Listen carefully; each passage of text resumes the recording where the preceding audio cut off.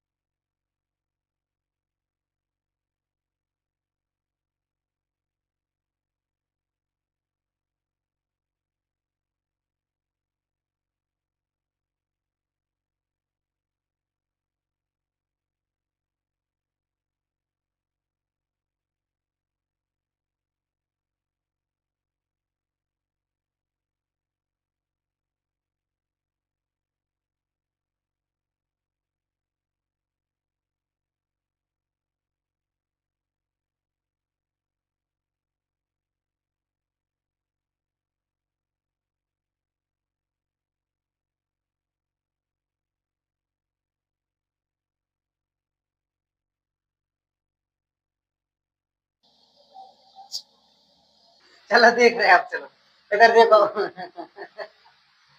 प्रश्न नंबर 14 चित्र में समरूप त्रिभुजों का ये एक युग्म, ये समरूप त्रिभुज है, इनकी सांकेतिक रूप में व्यक्त करने का सही तरीका क्या है? इन तीनों में से बताओ, अगर इन तीनों में से नहीं भी है तो कौन सा होता है सही रूप लिखने का तरीका? ठीक है, तो इनको सही रूप लिखने का एक चीज ध्यान रखना होता है कि ये कोण 80 है, ये कोण 80 है। ठीक है, अगर अपन लोगों ने ए बी सी में दिखाना है, ए बी सी, तो बीच में लाए 80 को, लाए ना, 20 में 80 को लाए तो हम इसको भी 80 को बीच में लाएंगे, यानी ए बी सी और सी डी ए लिख सकते हैं, यानी ई डी एफ और एफ डी ई लिख सकते हैं, बीच में लाया 80 को।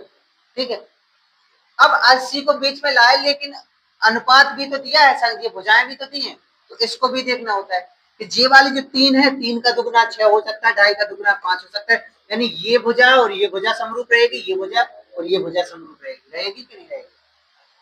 तो इसका मतलब हम अगर ए बी सी कर रहे हैं तो हमें ई डी एफ करना पड़ेगा, क्योंकि देखो ए से चलेंगे बी के पास, ये भुजा है ना, ई से चलो डी के पास, ये भुजा है समरूप वाली, और फिर 80 डिग्री का कोण मिला, फिर 80 डिग्री का, फिर इसके बाद बीसी जो कि 3 सेंटीमीटर है, डी एफ 6 सेंटीमीटर, इसी के अनुपात में तो अपन लोग चलेंगे ए बी सी, त्रिभुज ए बी सी समरूप ई डी एफ, त्रिभुज ई डी एफ, ये वाला होगा समरूप, होगा कि नहीं होगा?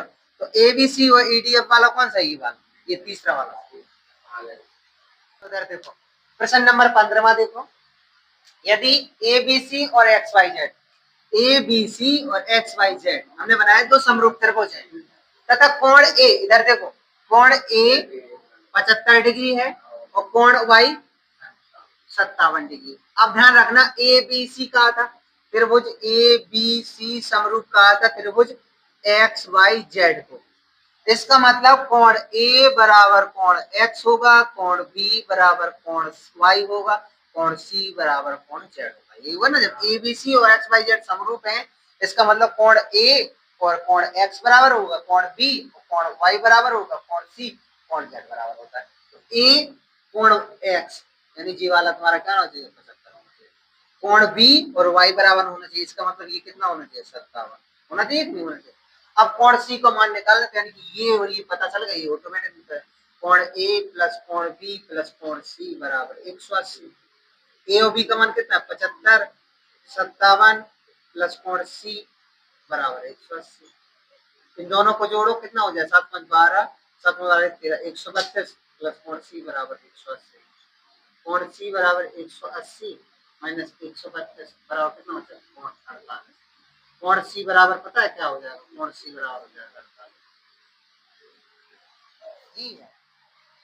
चलो प्रश्न नंबर 16 देखो, चित्र में डीई समांतर बीसी, डीई समांतर बीसी, डीई समांतर बीसी, ठीक है, और एडी बराबर 3 सेंटीमीटर, ये दिया है 3 सेंटीमीटर एडी बराबर, और डीई बराबर दिया है, डीई बराबर दिया 4 सेंटीमीटर, और बीबी बराबर दिया है 5 सेंटीमीटर, डीबी कहाँ है? डीबी 1.5 सेंटीमीटर, और बीसी बराबर दिया है, हाँ बीसी बराबर ज्ञात करना है, ठीक है, ये निकालना है।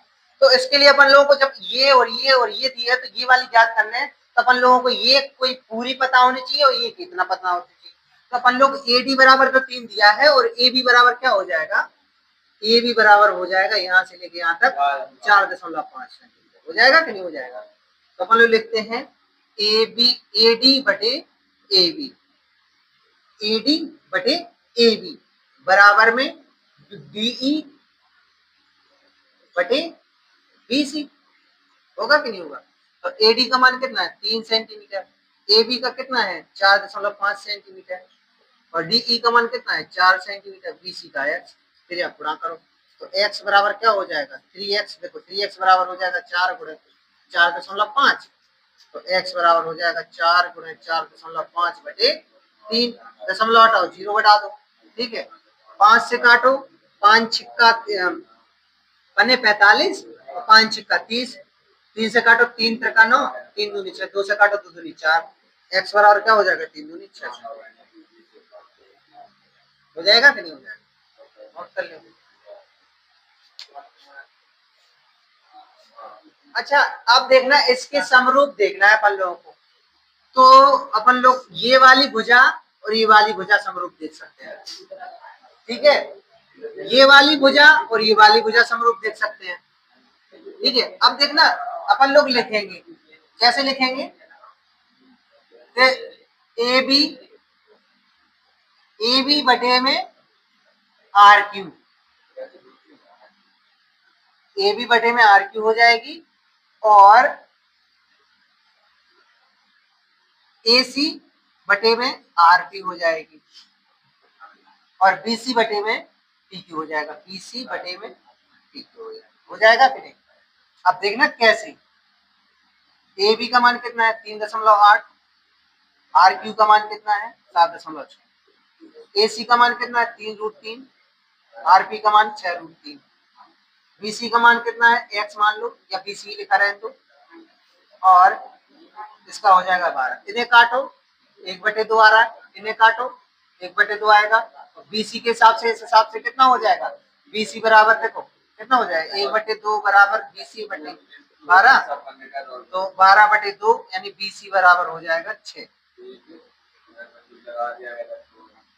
यानी ये कितनी हो जाएगी 6। तो देखना अब इसके समरूप में देखो, 3√3 वाली है, 6√3 वाली है, 3√3 वाली है, 6√3 वाली है, कौन सी पी का मान निकालना है, तो क्या हो जाएगा, 6 के सामने 3 देखो, ये 6 के 12 के सामने ये हो जाएगा कितना, 6 के सामने 80, तो ये 12 ये हो जाएगा, और ये 3√3 वाले इसके सामने कौन सा 60, तो 3√3 इसके सामने ये हो जाएगा 60, तो ये वाला निकालना चाहिए, एक्स मान लो, कोण ए प्लस कोण कोण